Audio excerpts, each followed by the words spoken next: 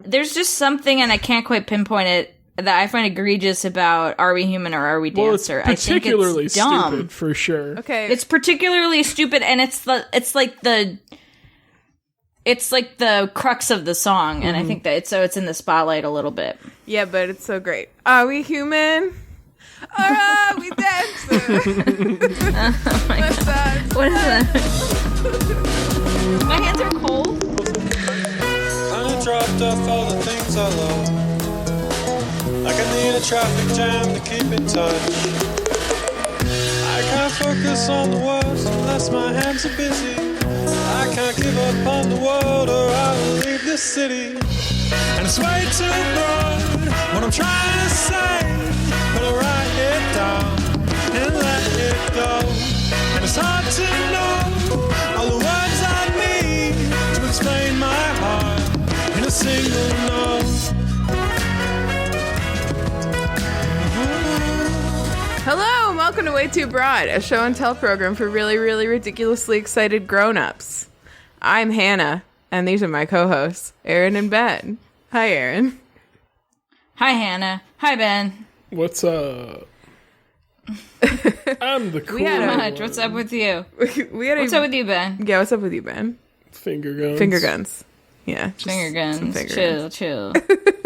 We had a really long conversation about the Killers before the episode started, which is a shame because It was gold. I'm sure some part of it will be the cold open because we didn't talk about anything else while we were recording. Yes. My hands are cold open. But let's see. I have many upfronts, so I would like to jump right into what are we drinking. Ben, what are you drinking? Water with ice that I'm chewing. Chewing it. Water with ice that he's chewing. Nice. Well, I'm drinking a pink lemonade Spindy. I'm going to open it right here. I'm going to kercha. Right here, right now. Which has more lime than lemon in it, as we learned a while ago. Mm-hmm. We have learned that. It's a conspiracy.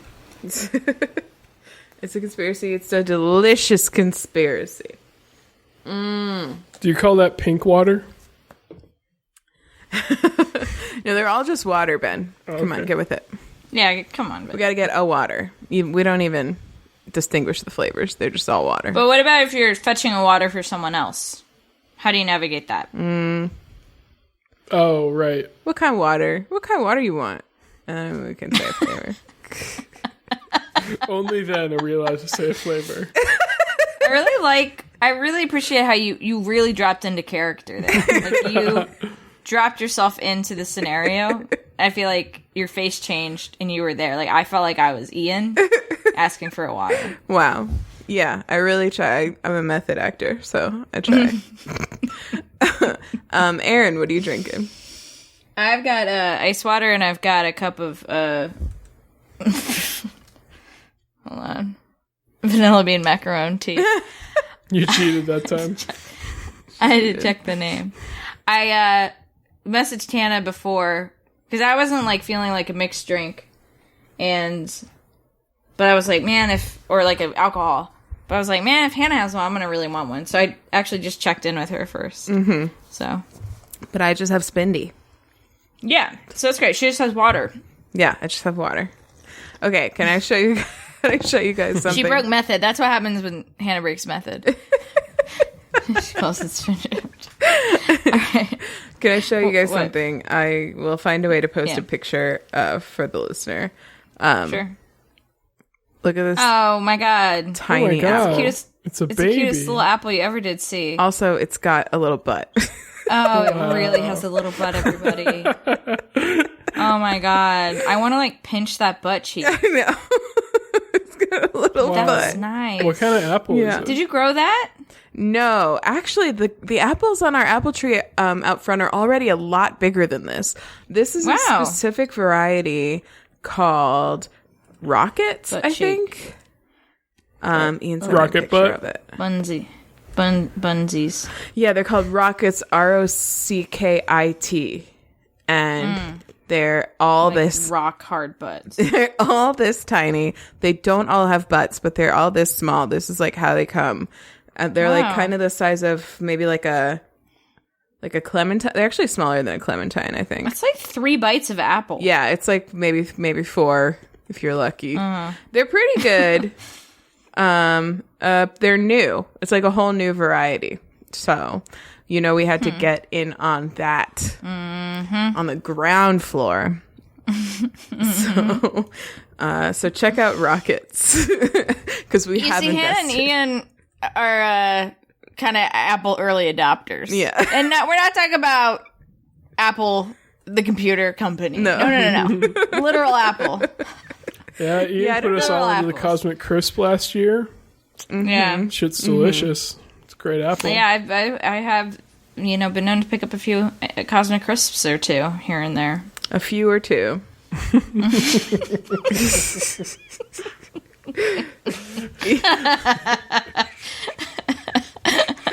Kind of walking it back there. Cool.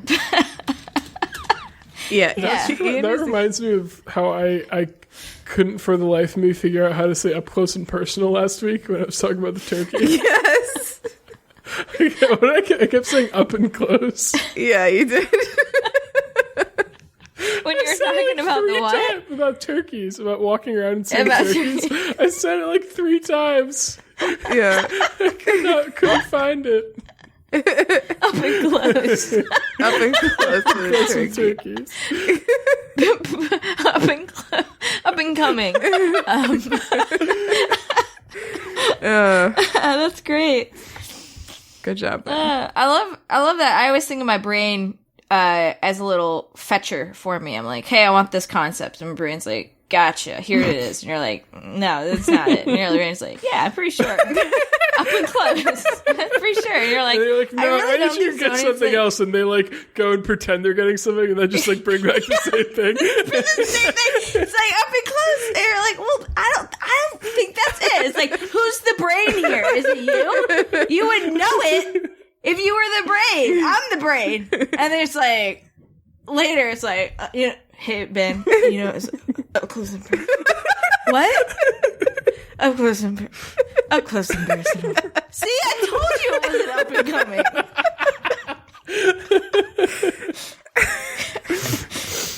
That's perfect. That's exactly what it is. That's exactly what's happening in there. Yep. I'm a brain doctor.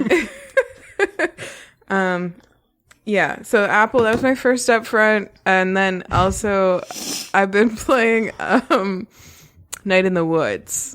And it's fun. Me too. Ooh. Yo. It is longer than I expected. I think you've been playing more than me. I've been playing it a lot. If you hadn't brought it last week, I might have brought it as an obsession, but I'm not done with it yet. Wow. Yeah. Wow. Kylie was playing it the other day while we were, though I almost spoiled my obsession. Kylie was playing it, and then on the couch, and she gasped because she was genuinely scared. Mm-hmm. Wow. Game gets spooky. Yeah. I feel like we have a few spooky things. That Killer's Lyric that's like bone on bone. We've got the spooky game that you're playing. Hannah's Dark Doorway in her video is so spooky. And I feel like, we're late summer. Late summer vibes are also early fall vibes, right? We're starting, it's going to be spooky season even before we know it. Spooky vibes only, spooky vibes only, spooky vibes only.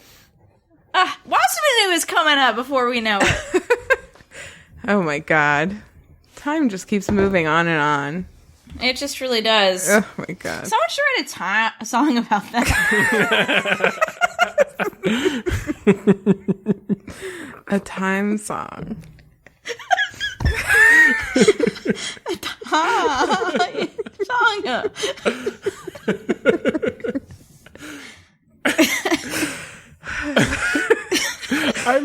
It's funny.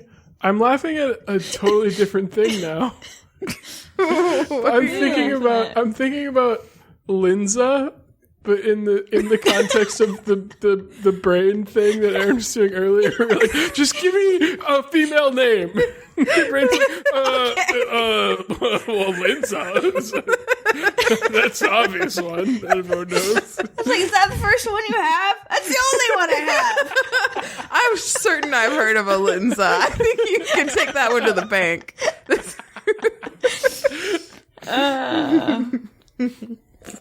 So that makes me think of that dynamic in our brains. Makes me think of these things that I call fetal thoughts. Have we talked about these? No. I don't know if you experience these.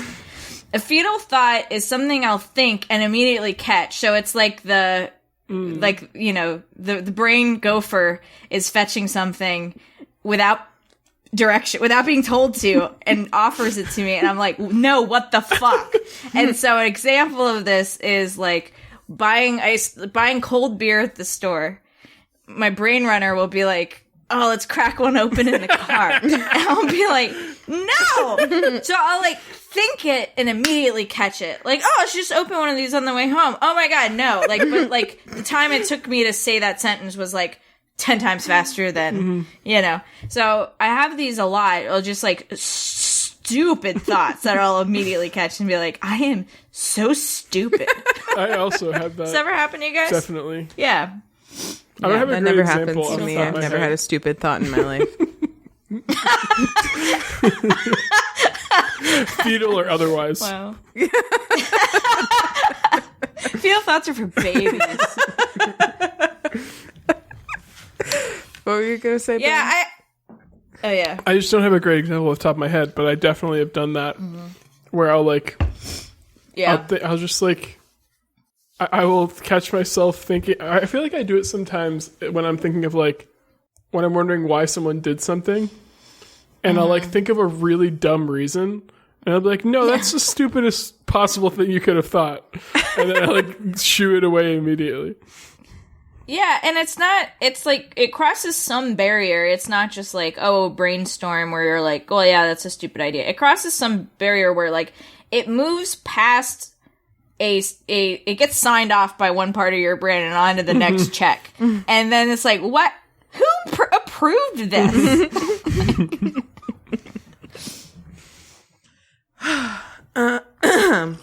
Did we do what am I drinking for everybody? Yeah, because we're in upfronts already. Okay, let me think. There was one other thing I think. You had a million upfronts, Hannah.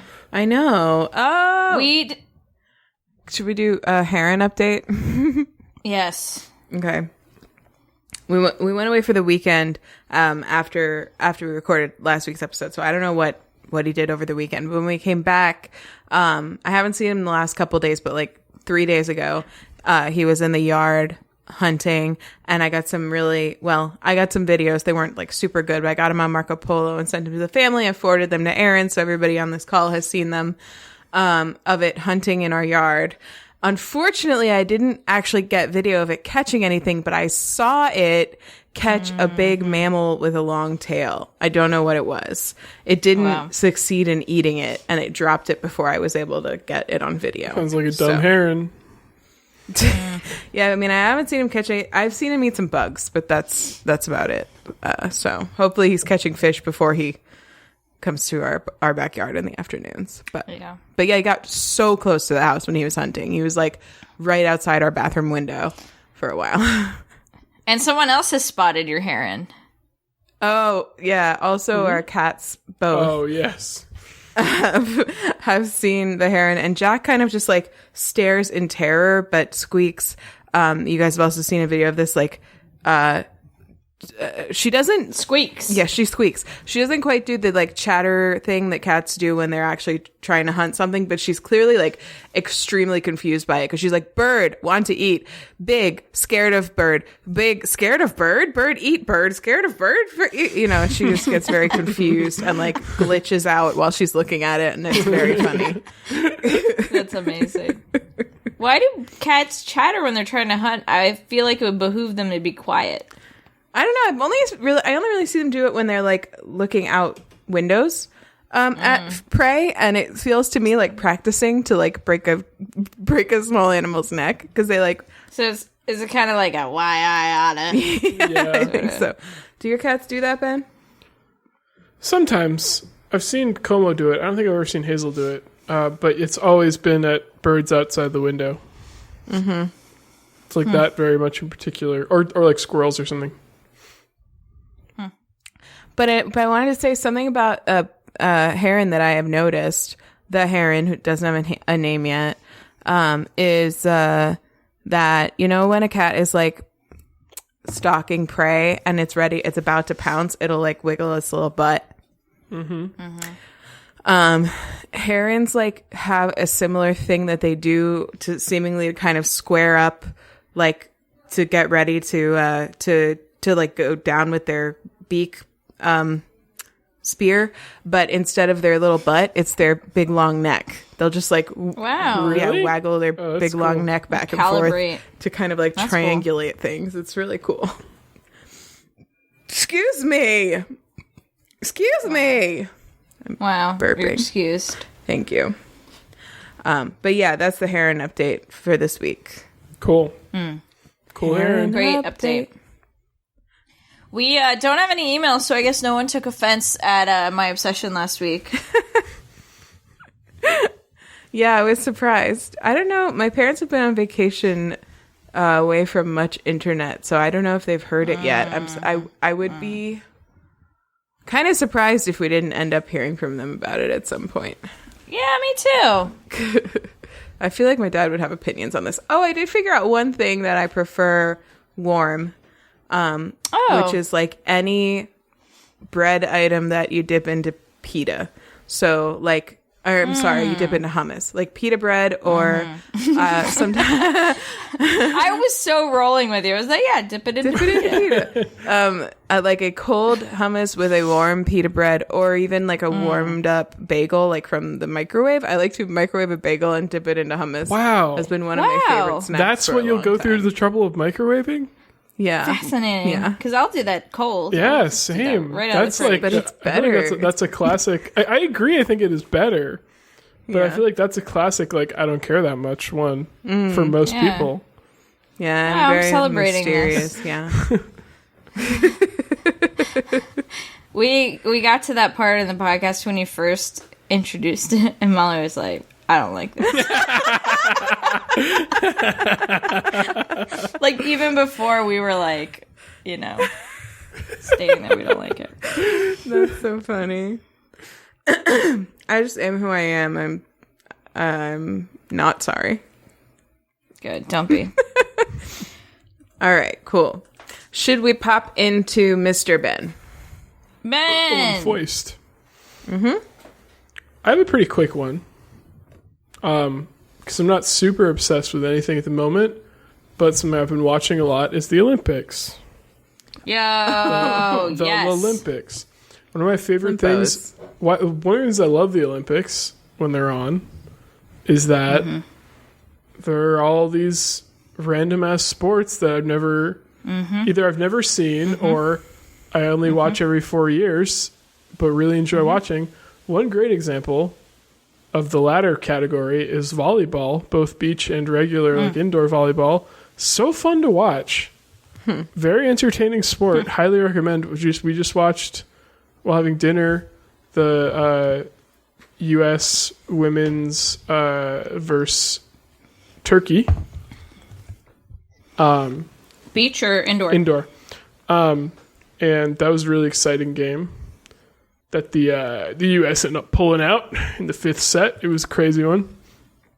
And I also, every time the Olympics are around, I try to like watch I generally, the way I consume the Olympics is like, because the way they like, you know how they have like all the NBC channels, basically something playing all the time. And like usually they have like from 12 to 5,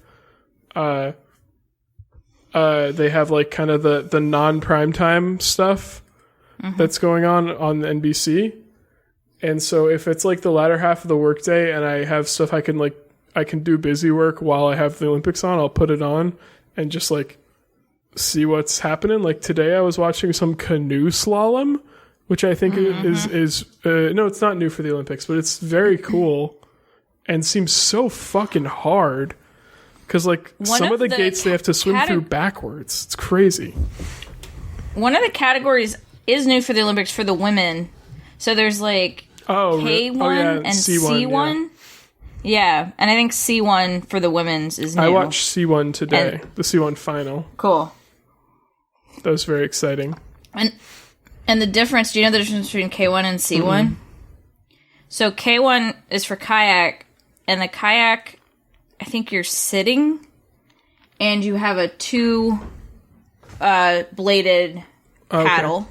And in the canoe, you're kneeling, and you have a 1-bladed paddle. Oh, okay. I think that's right. I might have gotten my kneeling and sitting backwards. Don't they have skateboarding for the first time this year? Yep. Mm-hmm. Yeah, and that... Did you catch any of that, Ben? I watched a little bit. I watched a little bit of the end of the women's, where a 13-year-old won gold and a 13-year-old won silver, and then a 16-year-old won bronze. It was wild. Mm-hmm. And the silver medal winner, Raíssa Leal from Brazil, went viral like a few years ago for doing a heel flip in a tutu. As like a 6-year-old. Mm-hmm. And now she's an Olympic medalist. How old do you have to compete in the lympos? I think it depends on the event. Yeah. In skateboarding, there was, in the women's final, there was, I think, a 13-year-old and then a 34-year-old as well.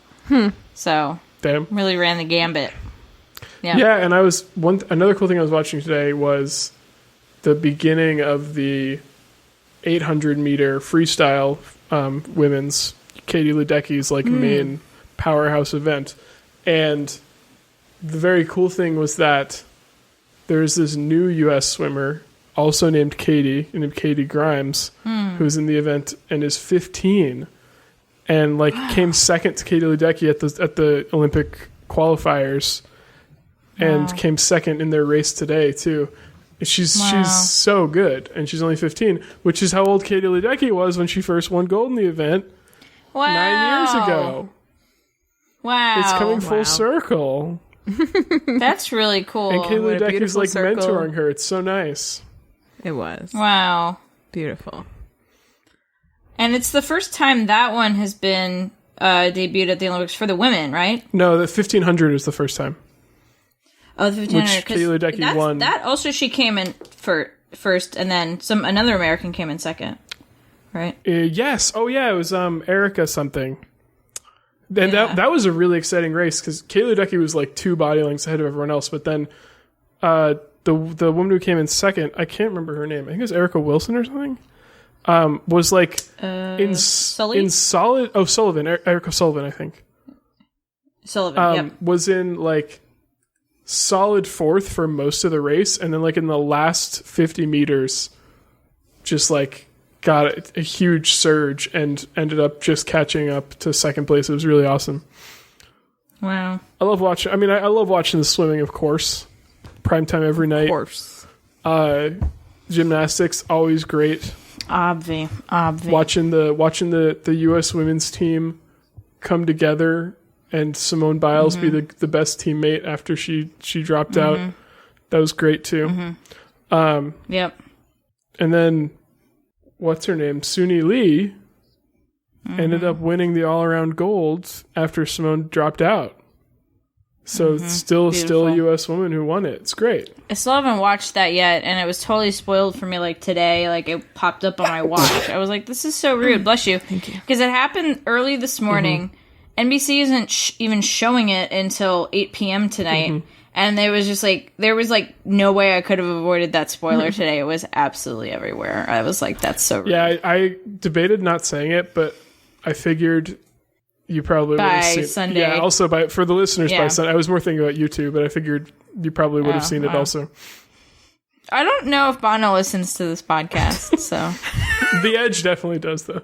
Oh my god, that's so funny, because I meant to ask you how you feel about Uno, dos, tres, catorce as a lyric. I mean, the energy, and it only happens once, so it's fine. It's not the thesis of the song. Wow. But it's a strong start. Uno, dos, tres, catorce! Hello. Interesting. I think it's my favorite lyric. You know, I actually kind of like you too. Thank you. I like you too, Ben. Nice. That's what you call. Bless you. Wow. That's what you call a blessing. Oh my God. Now that's what we call Blessings Volume 2. All right, continue. That's it. Ben, have you caught any surfing also making its Olympic debut? I didn't, because it was so early. I didn't watch like the first couple of days, and that's like apparently when the surfing happened. I kind of missed it. The way I'm doing it is I have YouTube TV, so I just recording all the Olympics, and then we just kind of watch whatever we want and skip around. It's been dope. I kind of like just watching whatever's on because it makes me like watch sports I normally wouldn't, like handball, which ends up being kind of fun to watch, and like water polo.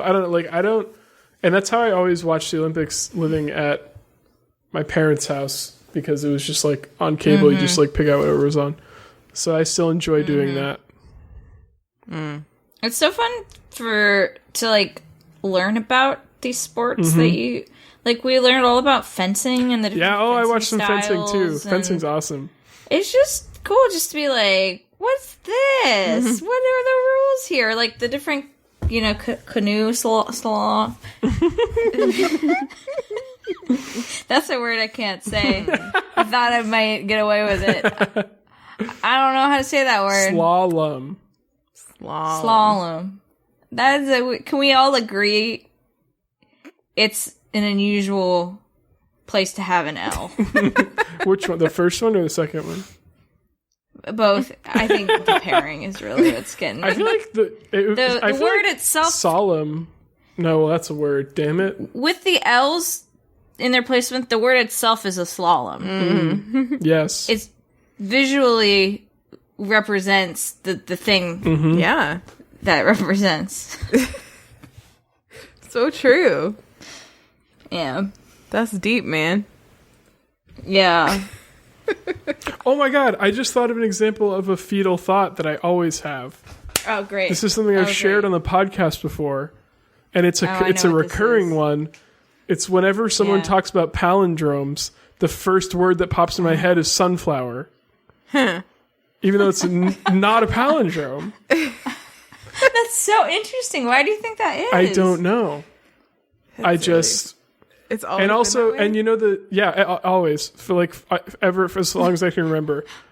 And I immediately like sunflower, right? Yeah, like that's the first thing, and I'm like, no, wait, what? That's dumb. That's not. And also, your sister's name is a palindrome, but no, I know, sunflower. Right? Sunflower it is. Maybe that's his secret nickname for you. Like when you call, it's my little sunflower. It's not. And I don't call. I thought your fetal thought was going to be that you always think that James is the plural of James. That's another one. Yeah. I think about that one a lot that. ever since you told us about that. I do too. Me too. I sometimes, that one's gone beyond fetal to sometimes I think the name should just be Jame. Definitively. I want you to have a child and name them Jame, just out of defiance. And you're like, what inspired you to be a parent? I just wanted a kid named Jame. It's also a nice gender neutral name because it kind of sounds like James and it kind of sounds like Jane. So it could really go either way. Yeah, Jame. I love it. I really love it. Yeah. You'll have to talk to Kylie about that one. Okay, hear me out. I feel like that's you could view it as an art project. This is the art I want to contribute to the world. Is to seed the name Jame. This will be my legacy. This will be our legacy, Kylie. You know what would be easier? It's just occurring to me. You just get a cat named Jame. That doesn't bring it into the world as much, though, because you could name a kid Jame and then they become a famous athlete or artist or actor, and then suddenly a bunch of kids in the world named Jame, and they're outnumbering James, and James goes away. Yeah, that could happen. That could happen. It's one of those things. In like 150 years, they're like, oh, fun fact, it used to be people would name James. And they'd be like, James what? That's funny because that's plural. That's weird because that's the plural of Jame, which is the name. That we know. It's like how like Ashley used to be a last name, and no one would ever be named Ashley as their like first name. You were saying Ashley used to be a Lashley. I literally thought I was like, oh my god, what did it used to be? A Lashley? I just realized something. Ben, I just realized something. We could tell Erin anything about names and she would have to believe us. It's true. It's so true. You could tell me that I've been mispronouncing a name that I'm not mispronouncing, and I would 100% believe you. Yeah. We have to use this part wisely. Okay, I have another idea, though, about seeding the name Jame into the population, which is you could also just, like, really aggressively suggest it to friends of yours who are already pregnant. My friend is having a second kid soon. Yeah, it's just, Is your friend very successful? Like, seem likely to raise, like, a president or something? A lawyer. He could. Ben. Jame. Ben, you need to make this unborn child a priceless piece of art, the most beautiful handmade gift that cannot be replicated, and engrave the name Jame in it and say, I made this for your unborn child. Yes. And I've named your child for you. I've taken the liberty of naming your child. Wait, hold on. Wait, no, you can be like, oh, I thought you told me you were going to name it James. I could have sworn you told me if I have another kid, I'm going to 100% name them James. Are you sure? I feel like, Kylie, did you hear them say that? Kylie will be in on it. Yeah. And be like, oh, yeah. You swore it. You made a blood oath. You swore on your mother's grave. You swore on your dad James's grave that you were going to name this kid Jame. You're like, it's already engraved. I feel like an idiot. Oh my god. Well, I can't re-engrave it, so that'll at least get you a middle name. That has to at least get you a middle name. That's pretty good. Yeah. That's better than a cat. I would say a middle name is definitely better than a cat name. And then maybe the kid chooses to go by that later in their life, and then we're going to exactly. Yeah, it's as good as a first name. I have a friend who is also expecting a baby pretty soon, and she did tell me that they were looking to name it some sort of traditional Irish name, maybe. So maybe I could try to convince her that that is a traditional Irish name. So traditional you can't even Google it. Yeah. Maybe we make a Wikipedia page about it. That was like a very traditional Irish name. It means perfect best child. Healthy. It means healthy baby with. It means protection from coronavirus. And the baby sleeps through the night. It also means that. Yeah. Means no colicky baby. Wow, I love this. Yeah. Or we could just suggest to our listeners that they should name their name your kids Jame. Yeah. Yeah. Email us if you're going to name your all baby your kids Jame, because we're trying to get one of them to be famous. So yeah, we need a lot. We're really trying we need to a lot of James to get one that's going to be. Well, we need a lot. This is a numbers game. We need a lot of James. No, James. Yeah, James. Yeah. I'm trying to really emphasize that I'm pluralizing Jame and not telling people to name a lot of kids James. They already did that. I don't need to do that idiots. We're trying to get rid of that stupid name. We need a lot of James. This is a fetal thought all grown up, is what this is. I'm realizing maybe most of my thoughts are fetal thoughts, so that's depressing. Most of my thoughts are stupid thoughts that luckily have another layer to catch. No. Well, cool. Name your kid Jame. And send us an email. No, James. No, Jame. Oh my god. Hannah, can you edit that out? I'll try. beep it out. Just get a clean cut of you saying James so she can plop it in over. Okay. Jame. Perfect. No one will ever know. No one will know. It's beautiful. That sounded so natural. All right. Well, this one off the rails. Should we pop into me now? Yeah. What's up? Yes. Well, I have not been watching is the Olympics known at for all. staying on the rails. That's our sweet spot. That's our secret sauce is staying on the rails.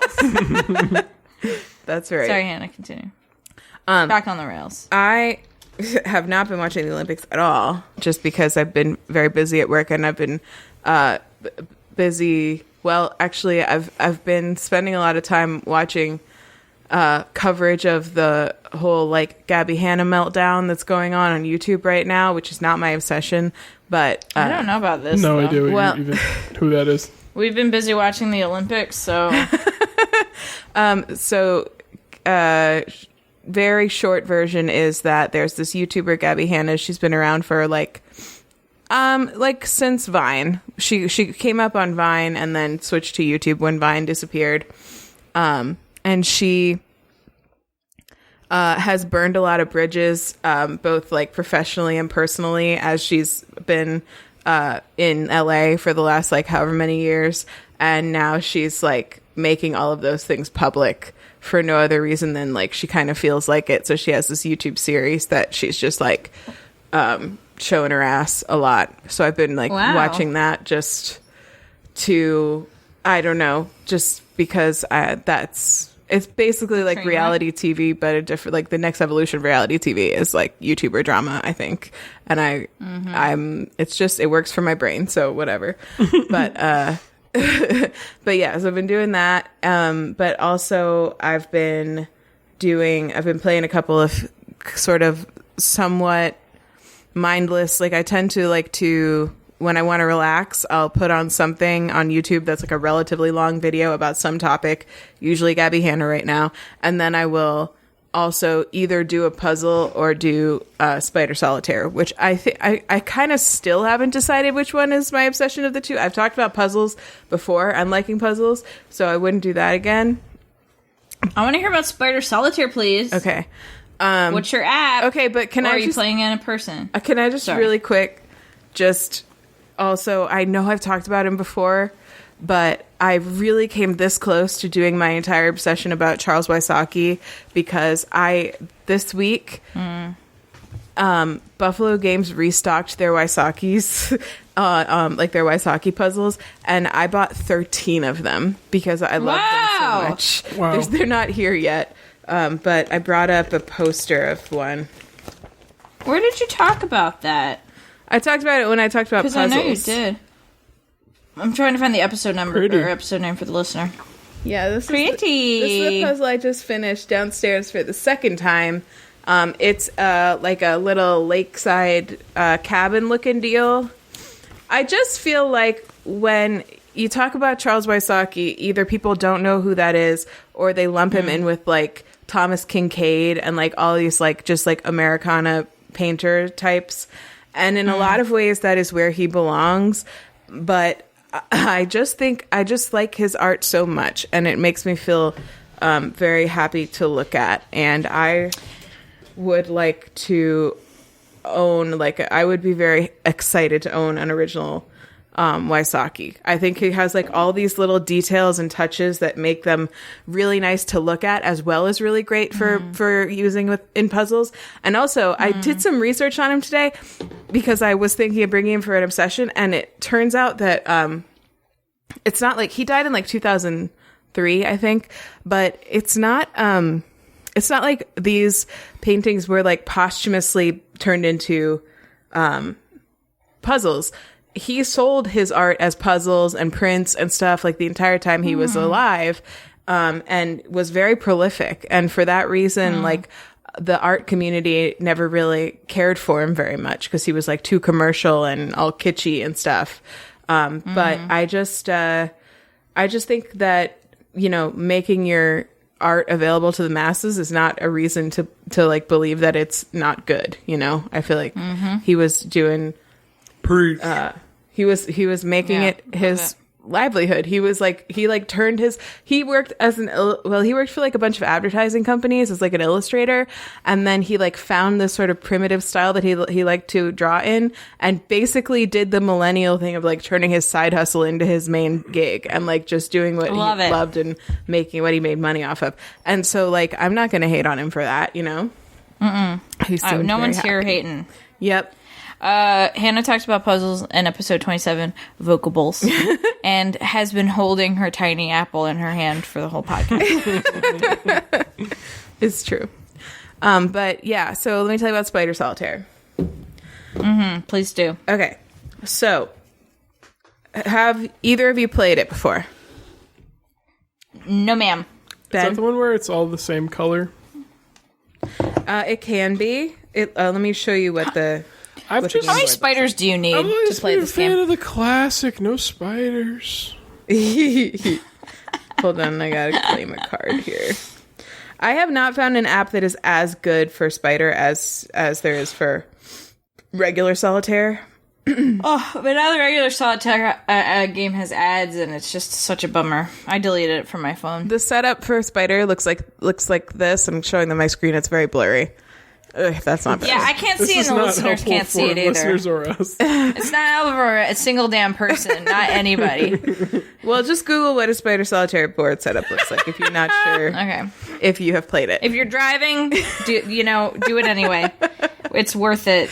So it's like, okay, let me just tell you. It is, I would never go to the trouble of setting it up like with actual cards, because you need like so many decks of cards to set it up. It's like very much like a game that's good for the computer or the phone only. Oh, wow, yeah. 2, 4, 6, 8. There are 10 stacks. Are you reading my phone number? Not every number is your phone number, Erin. Get over yourself.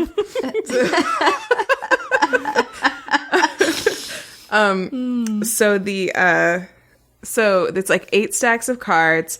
And it's like, with Solitaire, how most of them are face down, and then the top one is face up.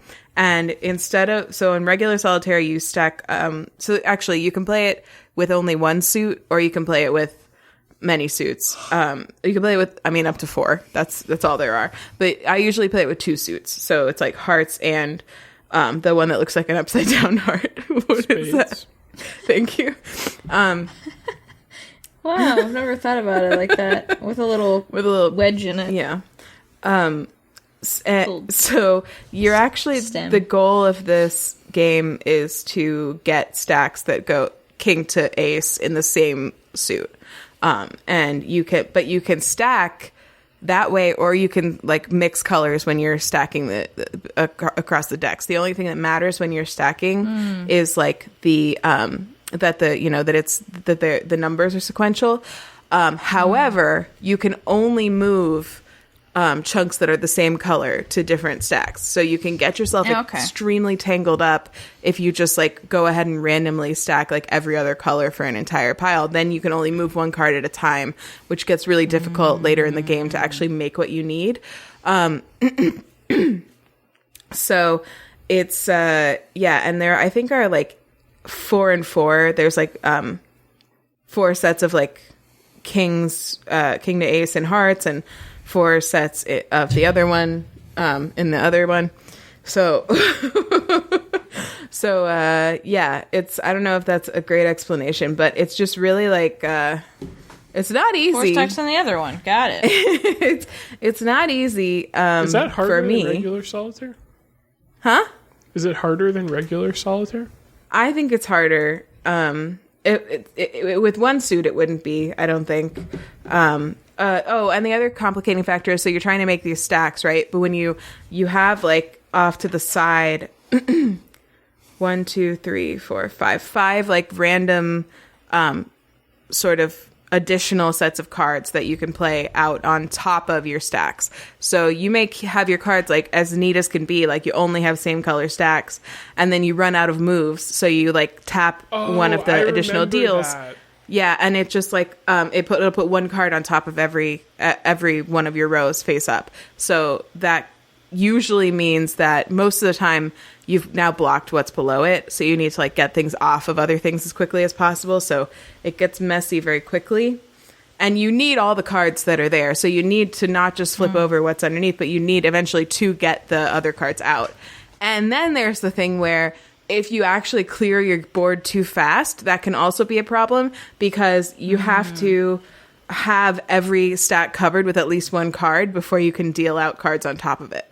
So you have to have enough cards to at least cover your 10 stacks in order to like progress, as they say. So it's fun.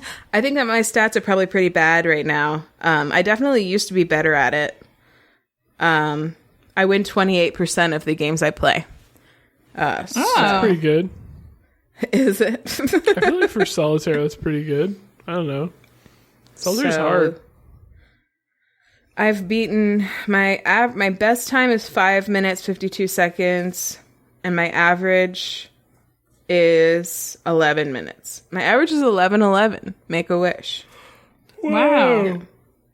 So Wow. So yeah, I've been playing that. I really have always liked Spider Solitaire. I used to play it on it used to be one of the games that came with like any Windows computer. It would be like, you know, Minesweeper and Solitaire, and I think Spider Solitaire was in there too, and that's probably where I learned to play it.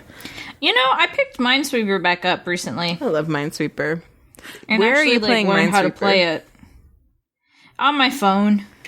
And you didn't know how to play it before? I just kind of like clicked around before. I didn't really take the time to understand it, but now I get it. You know, you mature as you get older, so you actually like learn how to play some games instead of just clicking around. Hoping for the best. Hoping for the best. Yeah, thank you, Ben. That is really beautiful. I'm really proud of how I've grown. Well, that's fun, Hannah. I'm excited to learn how to play this. Yeah, Minesweeper is wonderful too. I really used to play just an absurd amount of Minesweeper. I taught my grandpa to play Minesweeper. I remember that. Yeah, he still mentions it to me. Yeah, he still plays it for sure. So that's nice. But yeah, that's it. Spider Solitaire, and also like please put some respect on Charles Wysocki's name. I watched a documentary about him earlier. Wow, really? Yeah, just a little one. Did you find that on YouTube? Yes. He said I begged her to make Spider Solitaire her obsession. He said that he puts a big fat heart in all of his paintings because big fat hearts can hold more love than skinny little hearts. Okay. Why didn't you tell me to shut the fuck up that you were bringing Charles Wysocki? See, he always puts a heart next to his name. Everyone that he signs, he puts a heart next to it, and he always has a.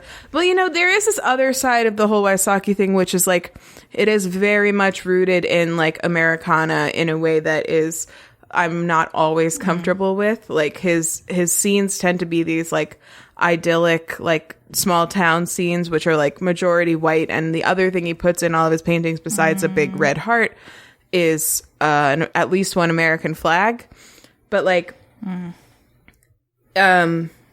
he doesn't strike like it's not like he's like putting secret racist messages into his paintings. He just doesn't strike me as the type of person, you know, before he died, who ever really took much time to examine his privilege as like a white person growing up in America. So I'm willing to let it go, you know, for the sake of loving the art and the puzzles. So, but I didn't want to have to get into all of that too in too much depth. So I just decided to just let that one slide. Stick with the Spider Solitaire. Let the Spider Solitaire speak for itself. Yeah. But yeah, that's it. Dope. That's me. So, Erin, what's your obsession? Well, my obsession has been at the Olympics at large, but in the past couple of days, specifically, my obsession is Simone Biles, the GOAT of gymnastics. Is that how you would say that? The GOAT? Yeah, in gymnastics. GOAT in gymnastics. The GOAT in the GOAT in gymnastics. And specifically, I watched there's a documentary series about her called Simone versus Herself, on YouTube Watch, or not YouTube Watch, Facebook Watch. Apparently everybody has a fucking streaming service. I just dropped a link in the WayTooBroad Slack channel. Facebook Watch. And you don't have to have a Facebook account to watch it. Yeah, I mean, she's just great. And, so maybe Ben can help me with the details of her, or the way that she dropped out. I think watching this documentary makes it all make a lot more sense. Basically, I mean, she's under a tremendous amount of pressure. Tons. There's so much expectation on her. I almost think it's inhumane, right? It's like these people, the country expects, or everybody watching, or most people watching expect perfection, but she's a human being, and that's just absolutely unreasonable. And that's also like, I think at this level and the level of complexity and difficulty that she's doing, it's just a whole lot. So I think the issue was like, and she talks about this in the documentary, she gets in a place where really it's mental. Like physically she's at the top of her game. Training wise, she's at the very top. Her body is absolutely primed. But if she has self-doubt, or if she's feeling nervous or puts pressure on herself, she'll psych herself out, which is like completely understandable. And when she was warming up, there's a clip that you can watch where she kind of loses herself in the air. And apparently this is something that's like really super fucking common. Like every gymnast experiences it. The twisties, where you basically like kind of lose your sense of spatial awareness in the air. What's the way that they say it? Yeah, like that. You just lose. God, there was a way they kept saying it, but I can't remember now. Yeah, it's like air awareness, except it's not that. You just lose yourself in the air. I feel like they were just saying. Yeah, there's something a better like one. I think we're both our brains are not doing the fetchies. And she experienced that, and there's actually this like really scary clip you can watch in slow-mo where you see it happen. Yeah, it wasn't even just during the warm-up. And she looks also really afraid. It was during the actual vault that she did. Ugh. Oh, that's right. She was supposed to do 2.5 twists, and she ended up only doing 1. Because like you said, like you can see her eyes go like wide, and she loses her sense of air. And like lose the sense of where she is. I'm gonna see if I can find this clip for you. And they were talking about how like if it had been another gymnast, that very likely could have resulted in a serious injury. That like catching herself like that mid twist. Yeah, I think I might have found it in an Insider article. So that happened during the competition. This is the team portion, right? So like her doing poorly affects her entire team. And so I think she got to the point where, like, she didn't feel comfortable continuing for, like, really fucking good reasons because she didn't feel like it was safe. Like, she, didn't trust herself, basically, to do well. And I think one of her quotes was, like, it happens to everyone, and it's just, like, really unfortunate that this happened at the Olympics. So, I think a ton of people are applauding her for... like the tremendous power it takes. Cool, let's watch this together. I saw this from a different angle before, but this is kind of better actually because you can see she's like fully vertical when her like arms go out, and you see she like fully upside down, I should say. When she like loses sense, you can kind of see that. But you almost don't get to see her face totally lose orientation, like the other clips. Yeah, she just kind of like. Her arm just suddenly like flies out of formation. Okay, this is my question. Is the twisties something that is like you find yourself in this state and then you don't know how long you're going to be in it? Like if it happens to you once, it'll probably keep happening, or is it something that like happens at random, one jump at a time and they never know when it's going to hit? Yeah, that's a good question. I don't know. Do you know that, Ben? I don't. I mean, I know in Simone Biles' case, she said afterwards, like, I don't know, like, we're going to take it day to day, basically. Yeah. Wow. So, yeah, like, she's still not sure. She dropped out of the individual all-around, and she's still not sure if she's going to compete, last I heard, in the individual... Didn't she win a medal before she dropped out?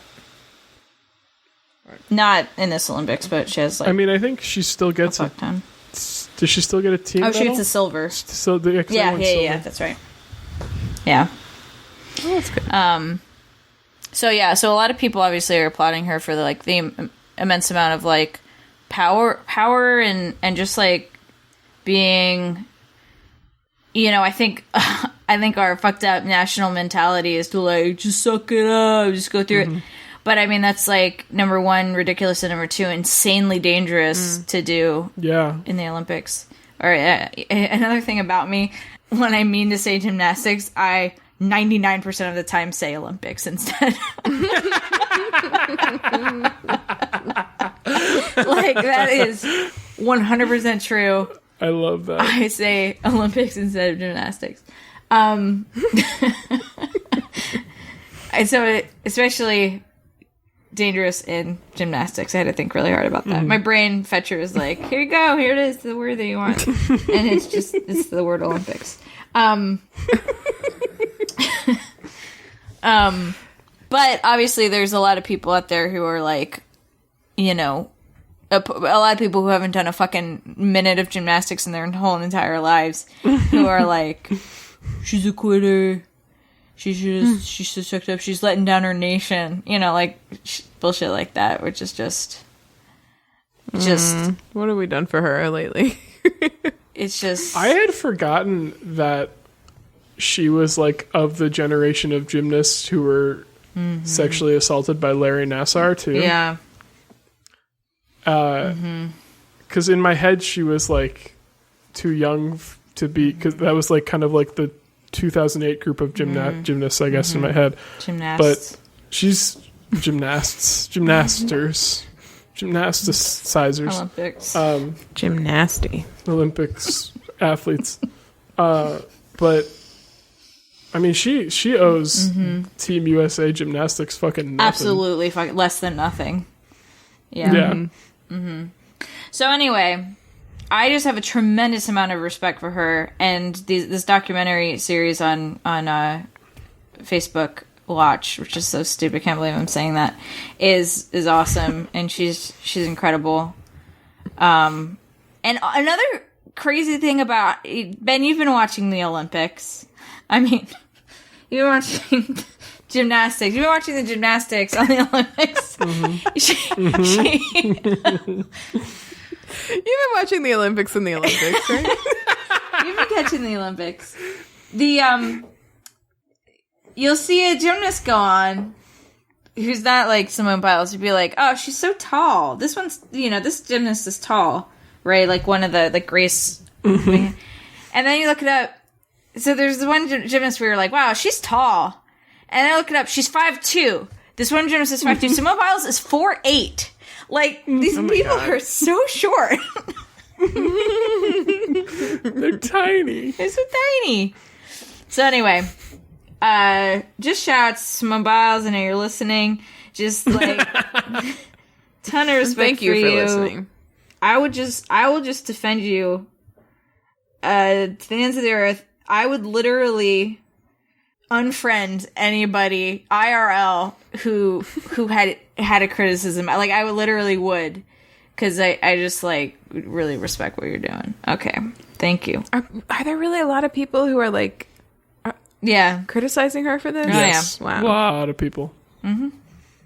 Nasty. I think actually the thing Uncle Al said in Slack I hadn't really thought about, but like really struck me when he mentioned it, that like if you watch like the reactions of her teammates when she came up and told them, immediately they were like, they clearly understood what she was going through and were like totally fine with it, because like they've also been there. Like, people who were like, oh, she let down her team. Number one, they won silver, they were fine. Number two, she's not gonna like win the Olympics when she has the fucking twisties.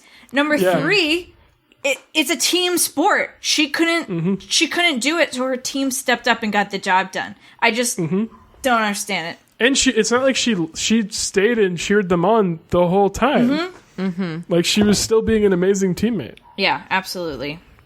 Absolutely. She rules. Stupid. Yeah. And I don't feel that she's... If I had to guess, I wouldn't feel that she's at all sad about the silver. In fact, in this documentary series, she was talking about how it bums her out that people are like, oh, you have 4 gold medals. And she's like, well, I also have a bronze medal. I love my bronze medal. No one ever talks about that. No one ever... She's like, I wasn't supposed to be happy. When she was talking about when she won her bronze medal, she was really happy, but she wasn't, like, expected to be happy. She wasn't supposed to be happy because it was in gold, but she, like, was. Mm-hmm. Anyway. She likes all the medals. Yeah. Gotta collect them all. Anyway. I also love Simone Biles' bronze medal. Me too. I'm gonna get that on a t-shirt. Then every time that you explain your t-shirt to someone, you're gonna have to be like, yeah, I saw this documentary on Facebook. Watch. I know. It is, and it's worth noting, and I would be remiss if I didn't mention this, because it is, of course, front and center in my mind when you ask, are there really that many people who are criticizing her? Yes. And it is, of course, wrapped up absolutely in racism and misogyny. Like, absolutely. Mm-hmm. It is a shit sandwich of racism and misogyny. You know, all of these people who didn't have a thing to say about gymnastics until a black woman decided that she didn't feel safe performing at the Olympics, suddenly are coming out of the woodwork to have something to say. So, is that a coincidence? No. Yeah, you're right. I shouldn't be surprised. Yeah. Cool. Check out Simone Biles on Facebook. Watch. Everyone mind your own business, and also put some respect on Simone Biles' name. Thank you. You're gonna say. Thank you. That's my homework. Shut the fuck up and put some respect on her name. Well, let's do homework then. I guess we know Erin's. She kind of jumped the line, but Ben, what's your homework? Sure, I want everybody to end their homework section with that, by the way. Thank you. Watch the Olympics, and if Simone Biles decides she's going to compete, watch her do amazing things. And even if she doesn't, shut the fuck up and put some respect on her name. Thank you. My Twitter's nicely for Ben. My Twitch is Go Greg. Good night. Oh, I think it's like storming out again all of a sudden. Weather update. Just a little quick weather update at the end here. Try out Spider Solitaire on your browser or your phone. And do put a little bit of respect on Charles Wysocki's name, but much more importantly, make sure you put all of the respect that's possible to have on Simone Biles' name, and also shut the fuck up as well. I have another piece of homework, which is name your newborn Jame. Thank you. Oh, yes. Oh, yes. Or I would say, if you already have kids, if you're listening and you already have kids and you're feeling some regret, rename them. Name or rename your child Jame. Okay. Got it. I'm on Twitter and Instagram at Anthropology. I'm on TikTok at Hannah and her cats. I did post a TikTok of the heron hunting. I forgot to mention that. It's not I have other videos now, but I did post one of them onto the TikTok, so you can check it out. I thought you were going to say it's not good, but it's pretty good. I would never. Erin, what's your homework? My homework is to shut the fuck up and put some respect on Simone Biles' name and rename your kid Jame. I think both. Or rename yourself Jame. Oh, that's an interesting.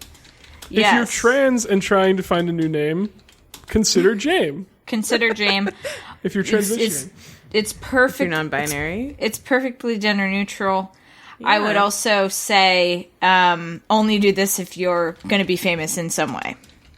Because it's really only... Preferably. If you're listening to this and you're poised for fame, please consider consider stage name. Even just a stage name would do. That would save us so much time. Yes. We wouldn't have to wait for anyone to grow up. Yeah, it could be like your name. This whole weird Inception thing. We could just first name Jame in quotes, last name. I think it's beautiful. We should have caught. You know who we should have caught is RB Butcher before they changed their name. It's great for rhyming. Post Jame.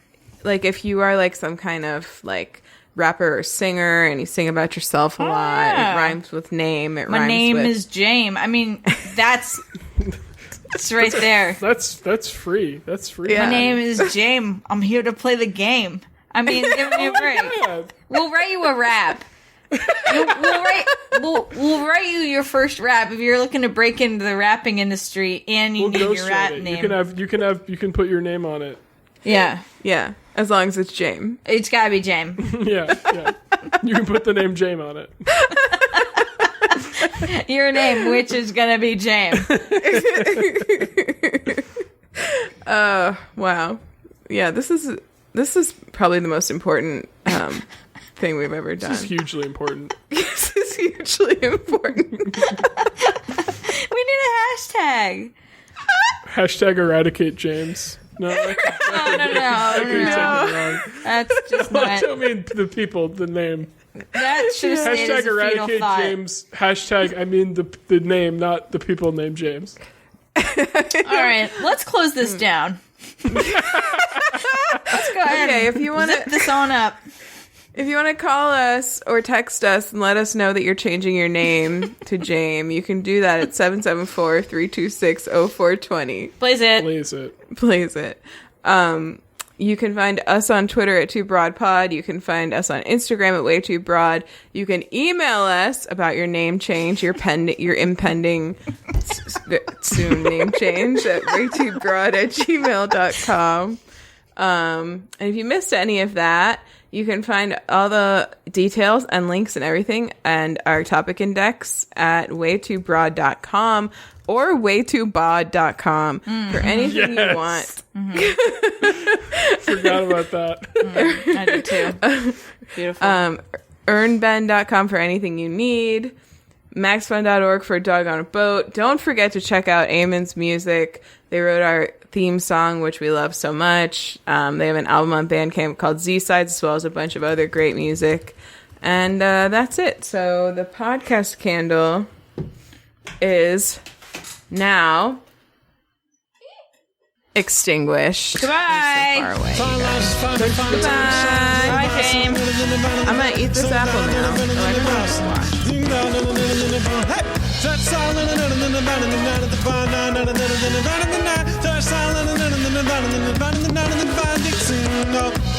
It's way too long.